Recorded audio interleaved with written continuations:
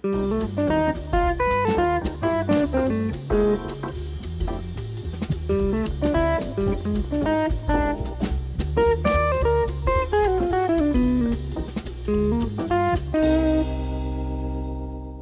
everybody, welcome to Line of the Week number 122, Motif Development Using Melodic Rhythms.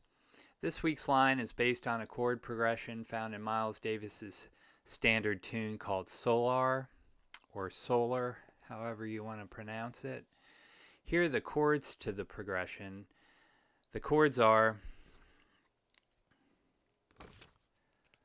C minor 6, and I'm using a shell voicing. The next measure is C minor 6, an inversion of it with the E flat in the bass.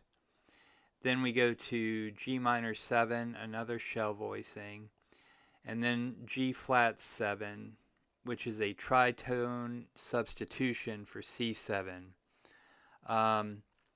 Any dominant 7 chord can be substituted for any other dominant 7th chord a tritone away. So that's why we've got the G flat 7 substituting for the C7. Then it goes to, in measure 5, F major 7, another shell voicing. And then we go to D minor 7, which is a tonic substitution for F major 7. D minor 7 substitutes for the F major 7. So you don't get 2 consecutive measures of the same voicing. It just kind of keeps things interesting, keeps things moving. Then we go to F minor 7, a shell voicing, then E7, which is another tritone substitution for B flat 7 in this case. Then we go to E flat major 7, a shell voicing, and then to E flat minor 7, shell voicing, to D7 tritone substitution, resolving to D flat major 7, and then D minor 7 flat 5 to D flat 7.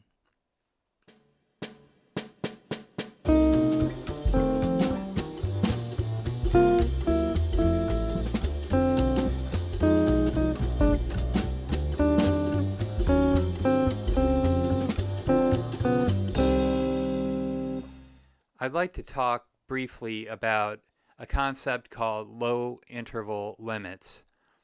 Low interval limits refers to how low you can play a chord tone or a tension on the guitar when you're building your voicings. I don't hear much about this concept, and it's absolutely critical when you're building your voicings on the guitar to understand the concept of low interval limits, so that when you build your voicing, you're going to wind up with a chord that sounds like what you're trying to achieve. Here's a handy chart from Brett Wilmot's book called Mel Bay Complete Book of Harmony Theory and Voicing. The book states, the following chart will determine generally how low a tension or chord tone can appear on the 5th string.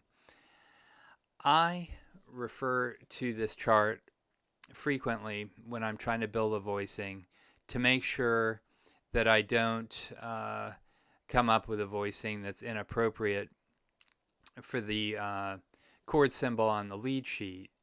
For example, you wouldn't put a flat 9 tension on the 6th string because you'll wind up conflicting with the bass and just getting a muddy kind of sound that does not sound like a flat 9 tension on the chord that you're trying to construct. So let's move on to the chord scales I'm using for Solar, or Solar.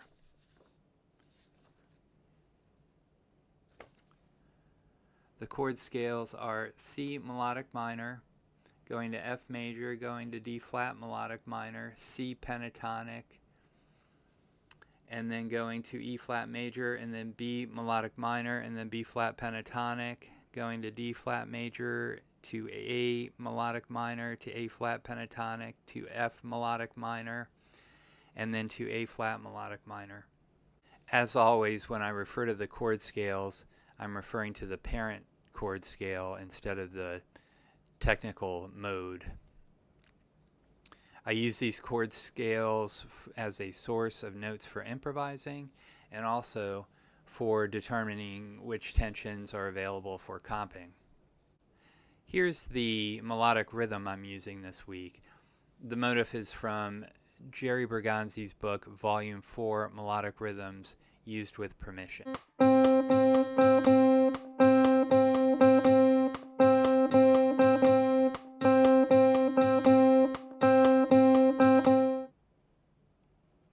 Here's the line of the week with Guitar Pro backing I use to make sure I'm getting the notes and the rhythm accurate.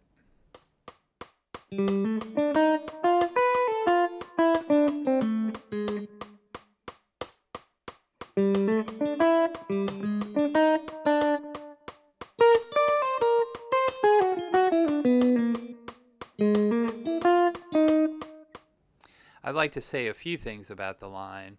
In measure 1, you have the original motif using notes from the C melodic minor chord scale added to the melodic rhythm to make the motif. In measure 2, you've got the original motif again, but using different notes from the C melodic minor chord scale. In measure 3, you've got the original motif again using different notes to fit the harmony, meaning notes from the F major parent chord scale. In measure 4, you've got a rest. It's important to use the play-rest approach and to put plenty of space in your lines. In measure 5, you've got more rest, so you've got plenty of space. In measure 6, you've got a restatement of the original motif. In measure 7, the original motif again. Measure 8, you've got rest again. In measure 9, you've got the original motif. In measure 10, you have a fragment of the original motif at the beginning and the end with an eighth note run in between connecting the two. In measure 11, you've got a rest, and then measure 12, you got the original motif to close it out. So that's it for this week. Thank you very much for listening, and we'll see you next time.